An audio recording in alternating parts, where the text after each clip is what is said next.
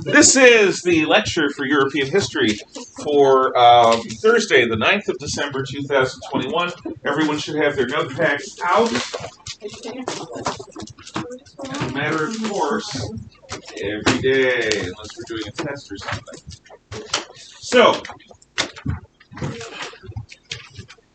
yesterday we looked at a lot of the details of life in the mid to late 18th century, and in particular we looked at the scrupulous politeness with which men tended to treat one another.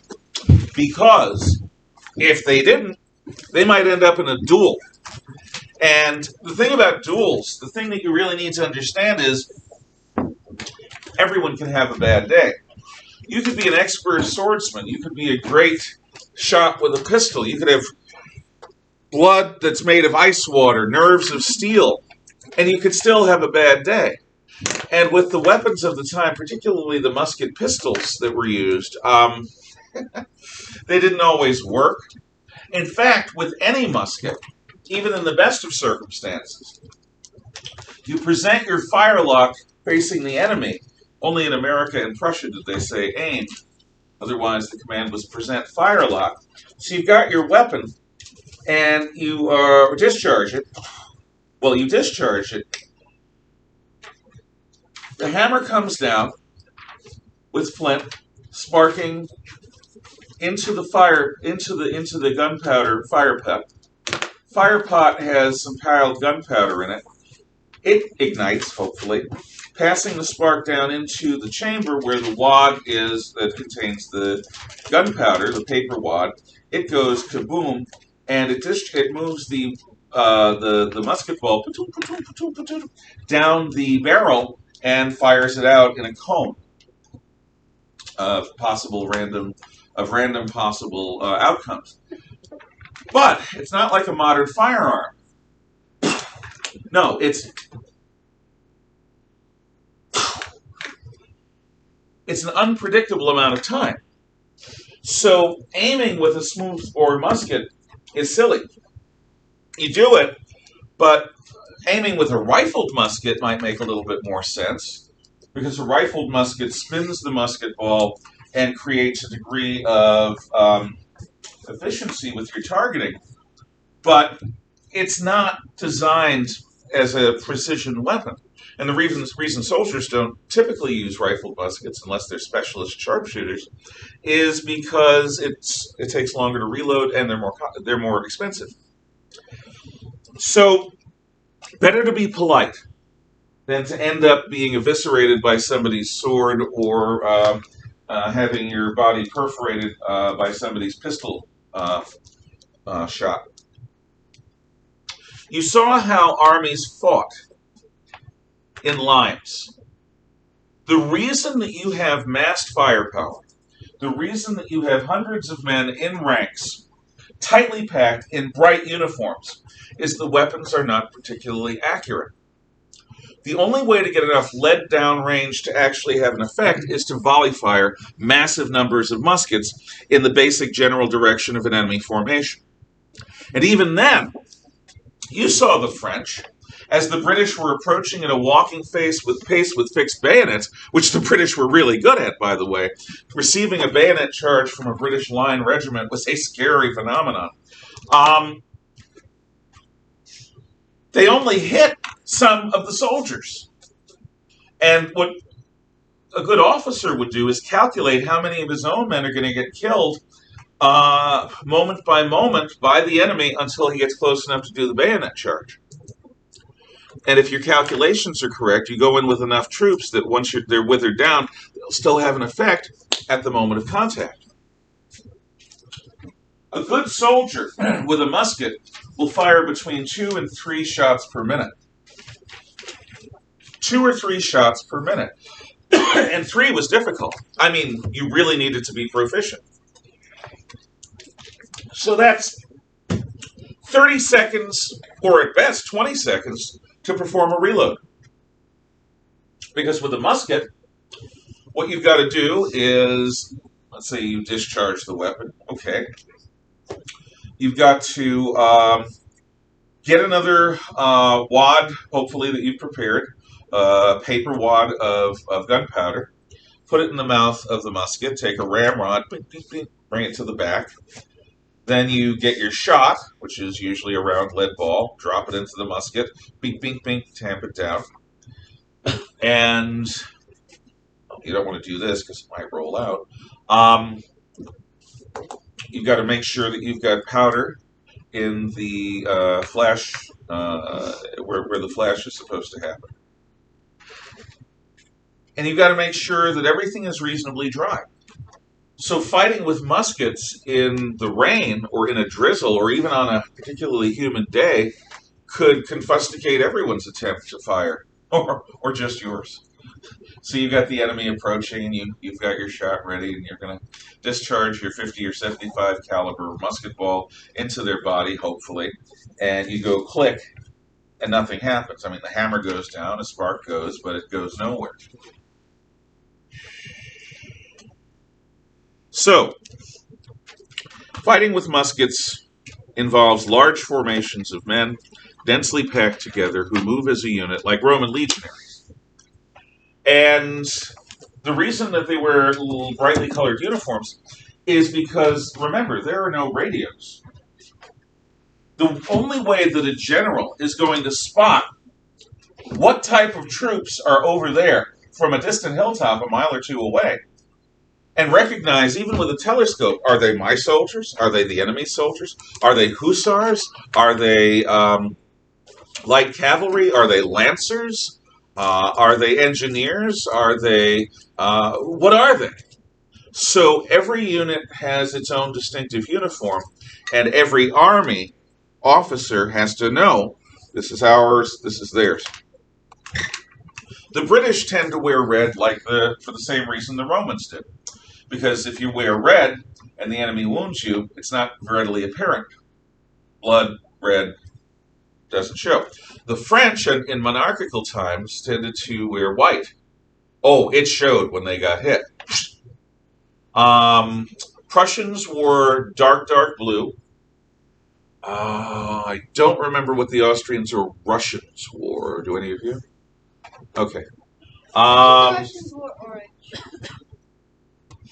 I think they were. I don't know what they wore. I think they were. You think they were orange? You hope they were. You hope they were orange. It's a nice answer. Thank you. Maybe gray? I'm not sure. I don't know. What about I don't remember. I'm not an expert in this era of warfare. So What about black? the Prussians would also wear black sometimes. So warfare is a complicated phenomenon that's very expensive. It's expensive to buy cannon. It's expensive to make gunpowder. It's expensive to have muskets and bayonets. Moreover, armies before Napoleon tend to be small and highly professional. Many soldiers serve for 20 years. They're lifers. That's their career. Okay? So, with all that time, the soldiers can maneuver effectively across the battlefield doing all sorts of things. You're not dealing with conscripts who know the basics. You're dealing with professionals who can function in combined action. Cavalry, artillery, infantry, to create effects in precise spots. And a good general is capable of commanding all of this using flags and musical instruments, drums, and messengers. Okay. So the 7 Years' War is a world war. Okay, we go back. After the 7 Years' War, in British North America, the Empire has just spent ridiculous amounts of money to drive the French out. French Quebec is now British. In the Treaty of Paris, which settles the 7 Years' War, the Treaty of Paris of 1763,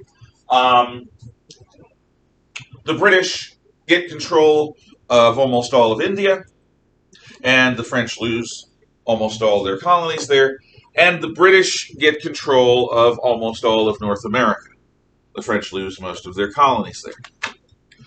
So the British have just invested in securing the flank of the 13 colonies in British North America.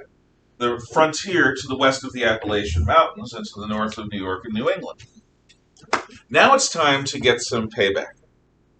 Mercantile theory says colonies exist to enrich the mother country. So, we are going to start making the colonials pay for the soldiers that have fought on their frontiers. We are going to start making the colonials pay a larger share of the imperial budget. And that way, the protection that the colonials receive from the Royal Navy and from the British Army, it's British now because Scotland and England finally unified in the early 1700s, the colonials benefit, so the colonials will pay. Oh, and the Indian allies of the British, the Iroquois Confederacy, their lands are going to be sacrosanct. We're not going to have white settlers go into the Indian lands across the Appalachians. So the British simultaneously try to increase taxes on the colonials and restrict colonial ambitions to go westward into the Indian-infested wilderness. From a colonist's point of view, this is odious. This is obnoxious. We, from a colonial point of view, just fought the French and Indian Wars. It was our homes that were hit by war parties. It was our families that were killed or at least put at risk by these wars. We now have peace. It should be time for us to expand our wealth and our presence deeper into North America. But the government in London is becoming scrimey and asking us to pay more and more for services. And they're restricting us from going into land occupied by savages, which is the attitude people have. But that's not all. Let's say I'm a Connecticut farmer, and I have ambitions for my son to become the local blacksmith. In order for my son to become the local blacksmith, I need to have somebody to teach him the trade, which I have. But I also need an anvil and a bunch of tools of the trade. I can build the forge, I can get most of the tools, but the anvil is a big honking piece of iron that every blacksmith needs. It's what you beat your weapons into shape on. I've got a friend who has a connection to a trader from the Dutch colony in Martinique in the Caribbean. And he can ship me an anvil from Martinique for a really good price. But I'm not allowed to do that. The law says that I have to buy finished goods from British merchants. Because the theory of mercantilism says that the purpose of colonies is to enrich the mother country. So I need to buy from approved British merchants because the money I spend will remain within the British Empire. If I buy an anvil from a Dutchman, that money leaves the British Empire. So laws not only restrict me from moving west of the Appalachians because of the Indians, laws not only restrict me from earning a decent living because more and more of my earnings are taxed, but laws prevent me from doing economically smart things. Instead of buying from the best seller with the best price and the best product, I'm restricted to buy from only patriotic merchants. These things incite the free men of British North America, who see themselves as Englishmen.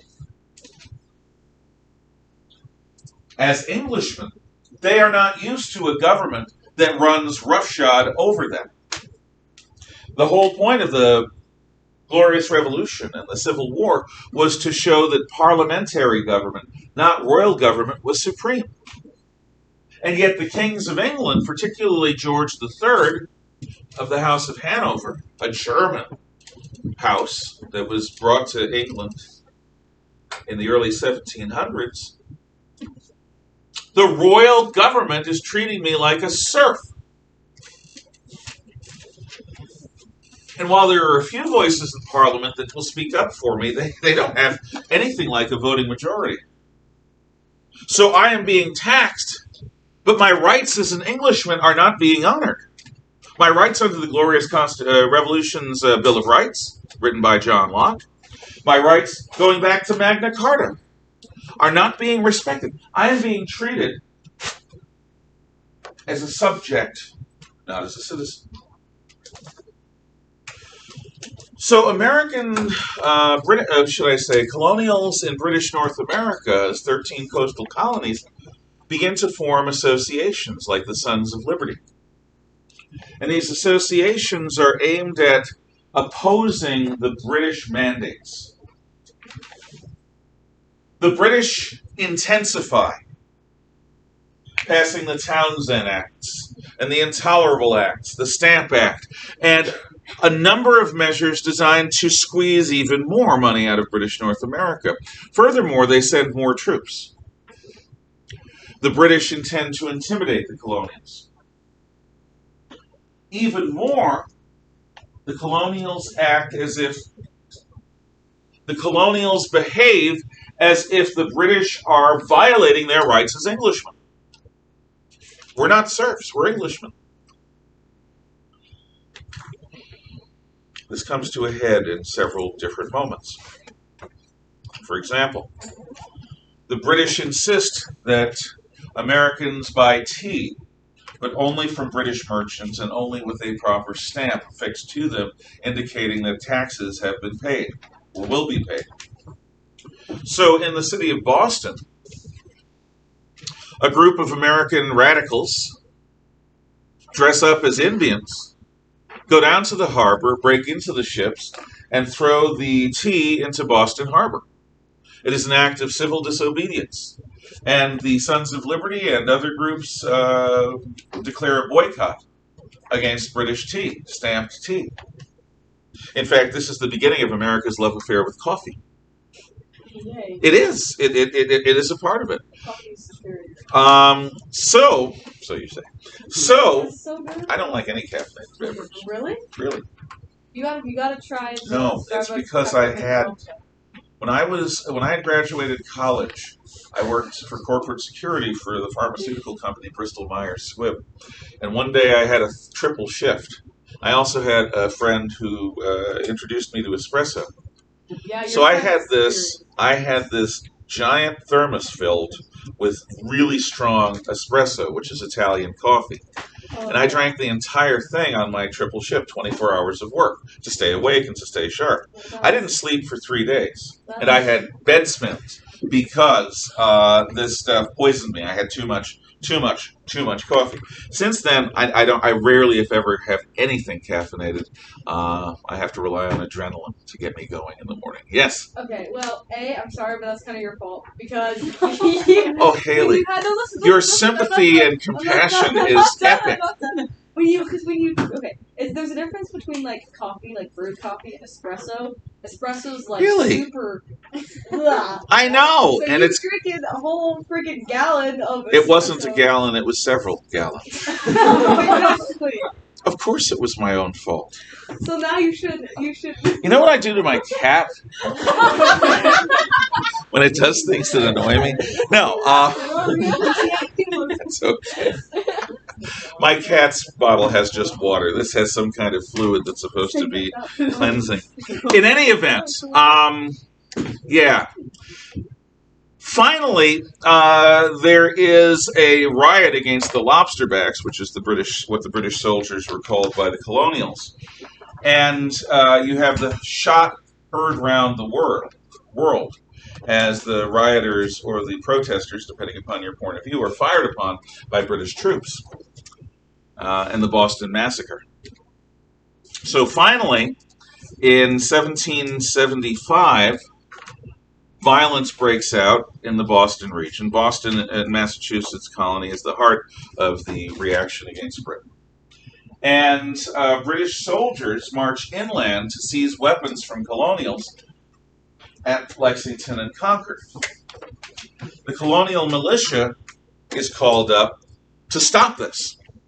So we have colonial militia, government troops for the local colony, versus British Empire regular soldiers. And battle ensues. Famously, the American commander at Bunker Hill, in a resulting battle, says, don't fire until you see the whites of their eyes. In other words, don't waste your ammunition until they are close enough so that when you volley fire into them, you're going to kill a lot of them. Kind of ironic that the Battle of Bunker Hill is not fought at Bunker Hill. Yeah, but Breed's Hill. Yeah. Look, there are a number of historical battles like that. In East Prussia, at the beginning of World War I, there's what the, I think the Germans, one of the sides call it the Battle of Gumbinnen. The other call it Tannenberg. Yeah. There are a lot of those. But it is weird. In any event, the 13 colonies of British North America rebelled. And for the next 8 years or so, well, let's see, or so, a war is fought between the colonials, who want independence, and the British Empire and the Tories within the colonies, who want to remain part of the empire. And like any civil war, it is nasty. You have brother against brother, father against son. Ben Franklin's son became a British governor somewhere, because he did not want to become independent of Britain. General Washington comes to the fore, becomes the indispensable man, and we get help from the French.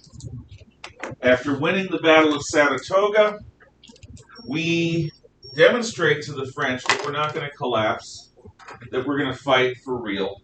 And the French begin to send us money, troops, and ships. Americans have to win the victories, but the French will support us. Why? Revanche against the settlement of the 7 Years' War. Okay, let's go back to the Revolution. We win with French help. And by God's grace, at the Battle of Yorktown, the British Army and the British fleet are bottled up by General Washington on land, assisted by a French army, and by Admiral de Grasse's French battle fleet at sea, preventing the British from leaving. The British are besieged, defeated, and they surrender. So, British North America becomes the United States. Bless you. Tissues over there, I think. The United States of America. If they're not there, please go get some. British North America becomes the United States of America. But what happens in British North America is a political revolution.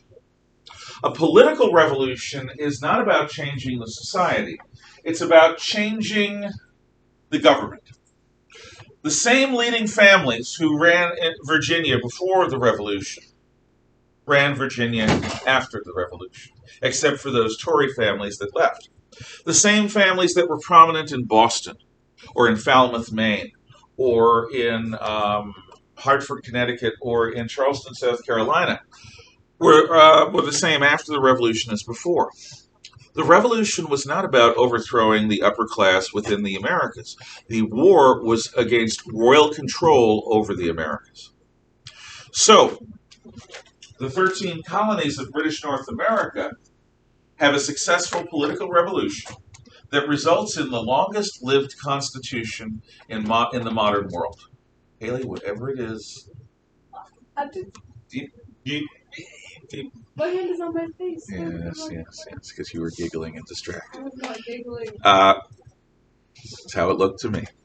In any event, a political revolution in America is successful enough to produce the same government that we still have in the year 2021. The Bill of Rights that was written as part of the Constitution is the same Bill of Rights that we have today. In that,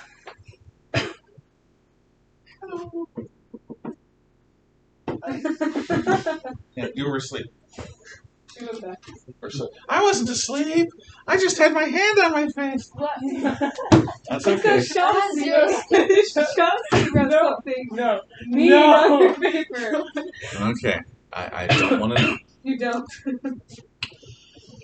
Political revolution in the United States works for this reason. The 13 colonies of British North America are overwhelmingly middle class. There is no peasantry. There is no aristocracy. There are a few bond servants and indentured servants. Yeah. There are some black slaves. Not that many. Yeah. But with the exception of those bond servants and those black slaves, the America's lowest class are of independent yeoman farmers who own their own land and are their own bosses. The upper class in America, there are a few lords that travel in and out and they're absentee landlords, but for the most part, the upper class in America are lawyers, craftsmen, doctors, writers, people who work for a living with their skills. This is a new society built into grafted onto a wilderness. So this new society doesn't have a lot of the dead weight that any European society of the time would have, which includes an aristocracy and a peasantry. So the American Revolution is a successful political revolution because it affects political change. But what it's going to inspire is social revolution in France. And social revolution is entirely different. Social revolution is not simply about getting rid of the king. Social revolution is about getting rid of the class system. Social revolution is about having those people who were at the bottom of the old class system rule, and those people who were at the top of the old class system either dead or humbled. It is not merely a change in governance, it is a change in society. This is a much more difficult thing to try and a much more dangerous thing for all sorts of reasons. And we will talk about this quickly. What is your tie? It is water lilies. It's a painting Oh, cool. from the French Impressionists. So let's talk about how social revolution comes to France. But you need to understand the distinction between a political revolution and a social revolution. If anyone does not, now's the time to ask by raising your hand. I see no hand. Okay. Wait. Where? Oh, I was double checking. you never say anything, so I didn't think you. Yeah, go ahead. Wow. Okay. So, social is just like, is that just like deconstructing, like? You mean destroying? Yeah. I refuse to use the commie postmodernist term deconstruction. What they mean by deconstruction is destruction. Just get rid of the con in there. Just destruction. Yeah, they mean the destruction of the existing society and its replacement with a better utopian society. At least they argue better and utopian. So, we start out. Remember the Little Ice Age? Well, that's important because the Little Ice Age perceptibly cools global climate from the late Middle Ages through the time of the early 1800s. So, Europe is dealing with harsher winters consistently during this period than it experiences today. The French are the only major European society that in the mid to late 1700s refuses to adopt the apple of the ground, which is what they call the potato. Potatoes come from the Andes Mountains and the Inca Empire. Potatoes revolutionize Europe. Remember the occasional annual famines that everyone would experience in the springtime before the winter harvest would be harvested, and in the August period before the actual harvest, the big harvest? Everyone would starve. I'm talking distended bellies, Ethiopia-style starvation. And this was an every year phenomenon. But the potato changed all of that. For Ireland, for England, for Germany, for Poland, Lithuania, Romania, Russia. What the potato does is it replaces a vulnerable seed grain that's basically grass, which is wheat, rye, barley, that is on a long, thin stalk hanging in the open air. ready to be frozen by frost, destroyed by rain or wind, blighted by too little water and too much sun, that will have a much higher crop failure rate than an underground root vegetable, a tuber. The potato is insulated from the extremes of heat and cold, of wet and dry, by being underground.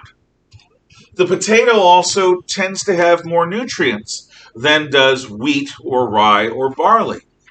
Compare the nutrition of eating a baked potato with eating an equivalent amount of bread. The baked potato is much better for you. So what Europeans do, except in France, is they adopt the potato as a major part of their agriculture. But there is an aristocratic disdain for the potato in France. You wish to, and the French still love their bread, even today. You go to France, and there's this passion for bread. You want us to eat something out of the ground? That's a lousy French accent, but you get the idea. There is this sense that potatoes are not worthy of us, so we're not gonna have potatoes become a big part of our diet yet. That changes after the Revolution, and after Napoleon, really. But before the Revolution, the French agricultural system is going to remain much more vulnerable to changes in weather and to crop failure than any other agricultural system in Europe. The stabilization that the potato provides and the relief from famine that it provides is not going to be there in this period leading up to the French Revolution, and that is critical. Now, in the 7 Years' War, France is humiliated. So afterwards, when British North America rebels, the king and the royal government are willing to work with Ambassador Benjamin Franklin and later Ambassador Thomas Jefferson in order to fund the American Revolution's success. They pay a lot of Washington's bills. They send a major field army to join Washington on the mainland of North America, and they send their primary battle fleet into American waters. This is a ludicrous amount of money. It bankrupts France. And as much as I am annoyed by and have a classical dislike of the French, which I do, it's mostly for fun. But mostly, not totally, I have to admit that. But as much as I get irritated by the French and their pretensions, the truth is that my country would not exist without the aid of the French monarchy. They bankrupted themselves to get back at the British to achieve revenge against the Brits. But this bankruptcy in the mid-1780s is what's going to be the spark that lights the revolution. Now, the king by this point is the young Louis XVI, the husband of Marie Antoinette. He was not prepared to rule. Even though King Louis XV, his grandfather, was old and ailing, Louis XV didn't trust his grandson to take part in government. So instead of involving the adolescent in government councils and getting him accustomed to the way that government works, the kid was isolated and kept trapped by the rituals at Versailles. When the old king dies, Louis XVI, one of his first statements to anyone is, "I reign too young. Pray for me. I reign too young." He didn't feel ready for it, and he wasn't. This is not a slam against him. He tried to be a decent man, but he was socially awkward. He loved key work, locksmithing and lock picking, because it kept him away from people. It's the way some math majors are in college. They don't like the vagaries of human interactions, but numbers are pure. Numbers are straightforward. You can trust numbers in a way that you can't trust people. I've had friends who feel that way. They were interesting friends. So you have a king that's unpopular already. Why? because he and his queen don't have children. First 6 months, first 9 months, first year, 2 years, 3 years. Marie Antoinette's mother said, if my daughter doesn't get his engine running, there's something wrong with him. Because she was a cutie. And they were of an age. When they got married, she was 14, he was 15 or 16. Which was not uncommon back then. At least he wasn't like 40 or 50 and she was 14. He was of an age. But there was something wrong with him. He had a condition involving his male body part, particularly the foreskin and the way it was attached to the rest of the organ, that made arousal intensely painful. If you had a situation like that, you would find ways not to get aroused. Because... So, they didn't have children because he didn't want to have sex because of this condition.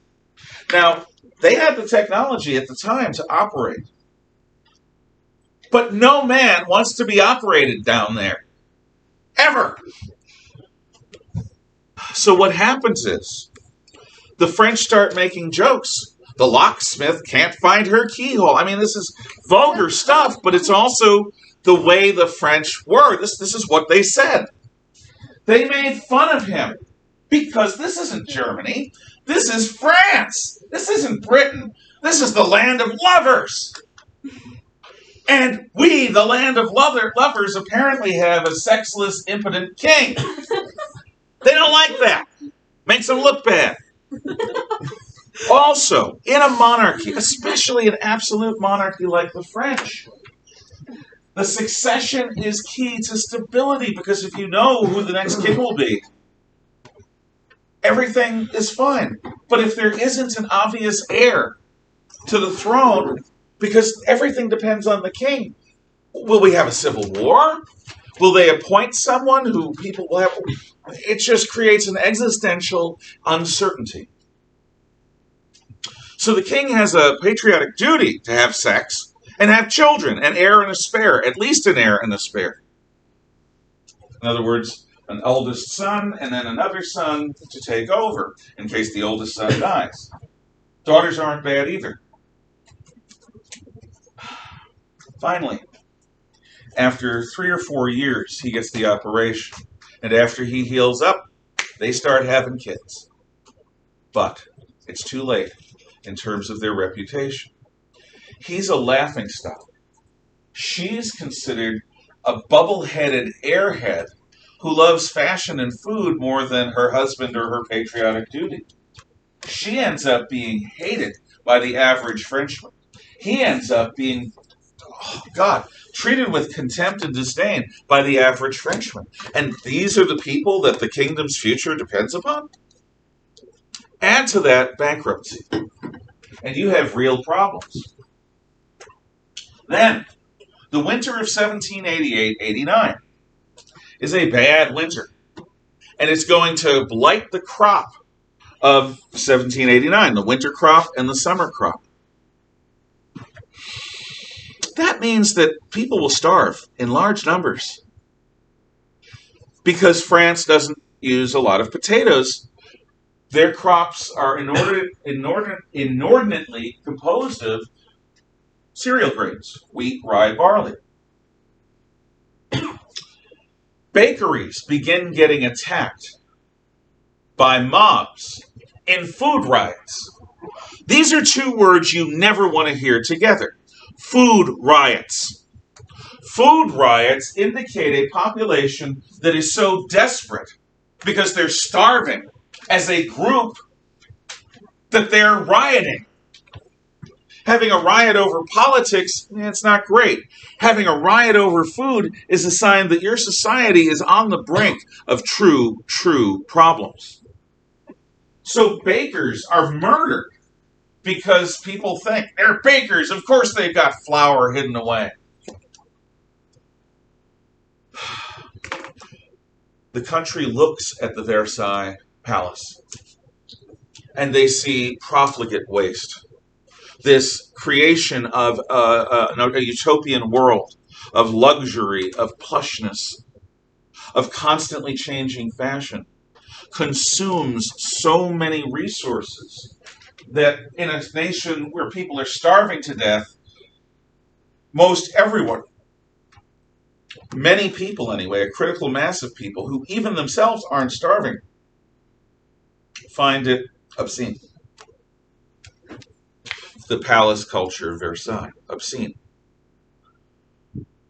Something needs to happen. Something needs to be done.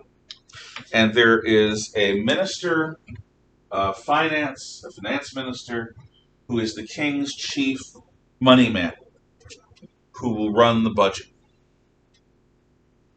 So there is a demand that the king convene l'état général, and that when that parliament is convened, that the king appoint Jacques Necker as the finance minister of France.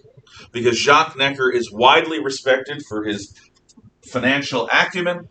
He's considered to be honest, and he will find a way to move the money around so as to get France off of this destructive, chaotic course onto financially solvent basis. Call l'État Général, the Estates General, appoint Jacques Necker finance minister. So, in 1789, summer of, the king convenes l'État Général. He realizes something needs to happen. The bankruptcy, the food riots, something needs to happen. He needs more money. He needs the support of the French people. He doesn't want to call l'État Général because look what happened when King Charles called Parliament at that time. But l'État Général is formed. And he appoints Jacques Necker just like they want. And l'État Général, remember, is divided into the church, the first estate, the aristocrats, the second estate, and the commoners. That's lawyers, doctors, everyone else. The third estate, the commons.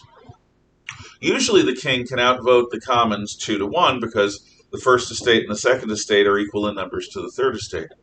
They're all three the same. So if you have 2/3 of the French Parliament, by having the church as your ally and the aristocrats on your side, you don't have to worry about what the commoners want.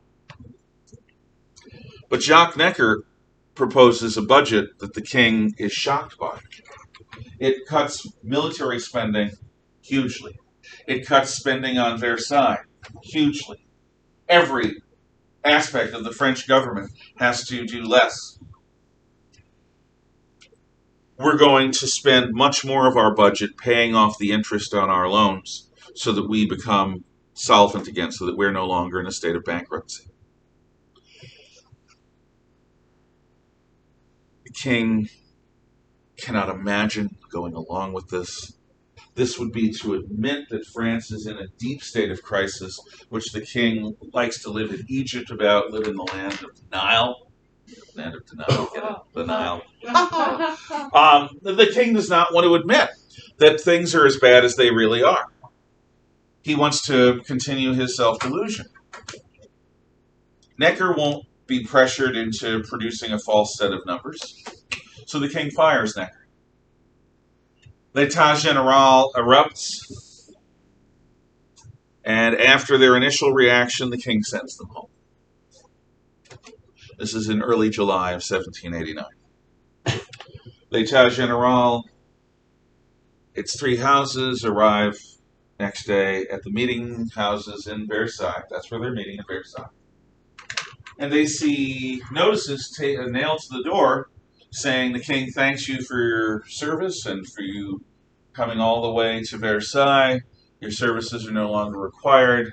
L'État Général is dismissed. Go home. The representatives of the church, go home. The representatives of the aristocracy, go home.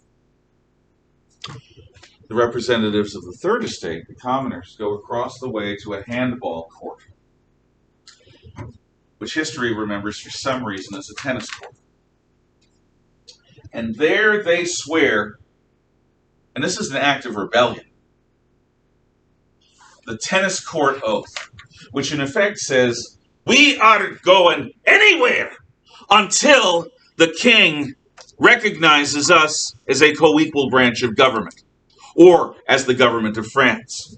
We want Jacques Necker back. We want the power to make laws and stop laws. We are the representatives of the French people, and we are not going home just because the king no longer wants to hear what we have to say. We're not going anywhere.